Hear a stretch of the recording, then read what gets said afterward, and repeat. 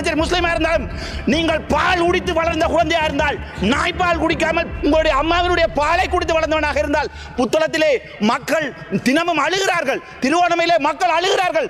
நான் ஜாழ்ப்பாணத்திலிருந்து வந்தவன், நான் ஜாழ்ப்பாணத்தை பற்றி தான் கதைக்கணும். என்றோ ஒரு நாள் நான் சகல இனத்தை பற்றி கதைப்பேன். இன்றும் என்னால் சிங்கள மண்ணில் போய் வாழ முடியும். ஆனால் உங்கள் ஒருவனால் வந்து வடக்கு மாநிலத்தில் வாழ முடியுமா? இயலாது. ஏனென்றால் நீங்கள் முழு இனவாதிகள்.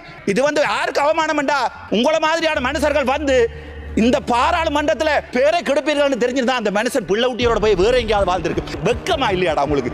எங்களுடைய வாக்குகளான பாராளுமன்றம் வந்து நீங்கள் எங்க உங்களுடைய அருள் ஏமாச்சந்திர அடே, எங்களுடைய இனம் பாவம்.